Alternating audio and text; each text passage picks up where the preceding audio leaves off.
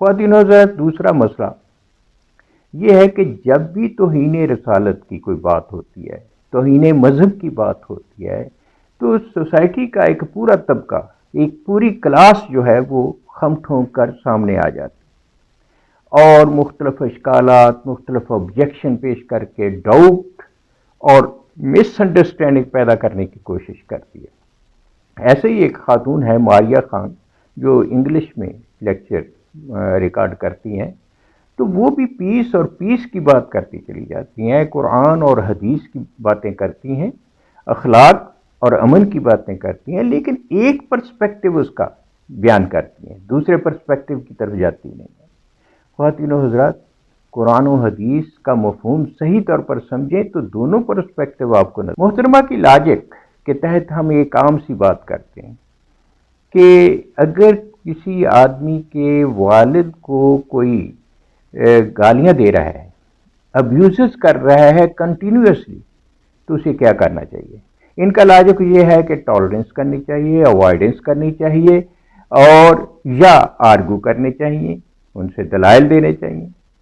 اب سوال یہ ہے کہ گالیاں دے رہا ہے تو اس سے کیا دلائل دیں گے اس کو، اور کب تک ٹالرنس اور اوائڈنس ہوگی؟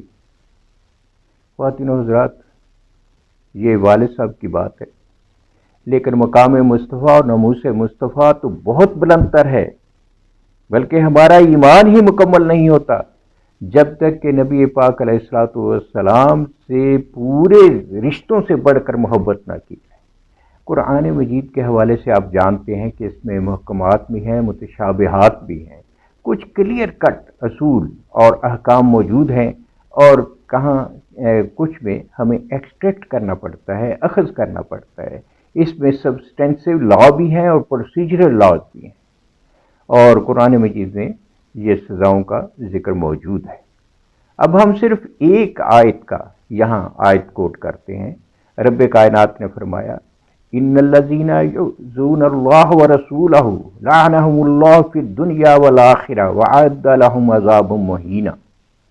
فرمایا بے شک جو ایذا دیتے ہیں، تکلیف دیتے ہیں اللہ اور اللہ کے رسول کو، یہاں کوٹ آپ نوٹ کریں، بے شک جو ایذا دیتے ہیں اللہ اور اللہ کے رسول کو، ان پر اللہ کی لعنت ہے دنیا اور آخرت میں، اور اللہ نے ان کے لیے ذلت کا عذاب تیار کر رکھا ہے۔ یہاں یہ بات ذہن میں رکھیں، اللہ اور اللہ کے رسول کو ایذا کہی گئی ہے، اور نبی پاک علیہ الصلوۃ والسلام نے اس کی عملی تفسیر آگے بتائی ہے۔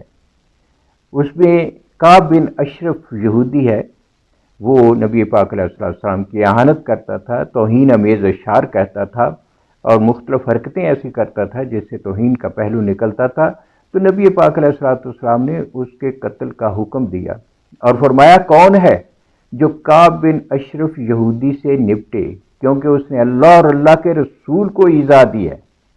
اب یہاں غور کریں کہ وہ حضور صلی اللہ علیہ وسلم کی اہانت کر رہا ہے، تو نبی پاک علیہ السلام فرما رہے ہیں کہ اس نے اللہ اور اللہ کے رسول کو ایذا دی ہے، اور پھر حضرت محمد بن مسلمہ نے جا کر اس کو قتل کر دیا۔ بخاری شریف کی حدیث شریف ہے۔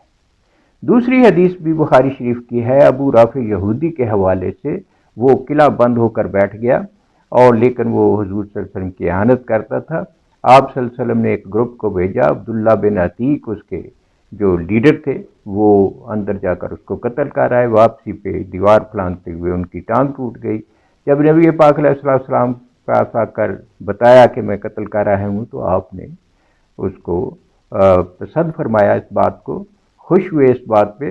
اور حدیث فتح مکہ کے دن نبی کریم علیہ الصلوۃ والسلام کو بتایا گیا کہ ابن خطل جو ہے وہ کعبہ کے پردوں کے پیچھے چھپا ہوا ہے، تو آپ صلی اللہ علیہ وسلم نے فرمایا کہ اسے وہیں جا کر قتل کر دیا، اور اسے قتل کر دیا گیا، کیونکہ وہ نبی پاک علیہ الصلوۃ والسلام کی شان میں گستاخی اشعار کی صورت میں کرتا تھا۔ وہ اشعار لکھتا تھا، اس کی دو لونڈیاں تھیں جو انہیں گاتی تھی، انہیں بھی قتل کرنے کا حکم دیا گیا۔ یہ بھی بخاری شریف کی حدیث ہے۔ ہم نے 3 احادیث یہاں بیان کی جس میں مصطفیٰ کریم علیہ الصلوۃ والسلام نے خود حکم دیا۔ کچھ ایسی بھی احادیث ہیں جس میں اصحاب اکبار نے خود اس پر عمل کیا ہے، جیسے ایک نبینا صحابی ہے، انہوں نے اپنی گستاخ ام الولد جو لونڈی تھی اس کو قتل کر دیا، اور نبی پاک علیہ الصلوۃ والسلام کو بتایا۔ سنن ابو داؤد، سنن نسائی میں یہ حدیث شریف موجود ہے۔ عمیر بن امیہ نے اپنی بہن کو قتل کیا جو نبی پاک علیہ الصلوۃ والسلام کی اہانت کرتی تھی۔ خواتین و حضرات، ہم اس بات پر متفق ہیں کہ قانون کو ہاتھ میں نہیں لینا چاہیے، لیکن خاموشی بھی اختیار نہیں کرنی چاہیے۔ دنیا میں رونما ہونے والے جو واقعات ہیں اس میں اپنا احتجاج ضرور ریکارڈ کرنا چاہیے، اپنی املاک کو نقصان نہیں پہنچانا چاہیے۔ اندرون ملک جو واقعات ہوتے ہیں اس کو گورنمنٹ اور جو ہماری عدلیہ ہے اس کی توجہ اس طرف مبذول کرنی چاہیے۔ ہمارے جو آئین ہے اس کی شق نمبر 295C جو ہے وہ کلیئر کٹ کہتی ہے کہ گستاخ رسول کی سزا جو ہے وہ موت ہے۔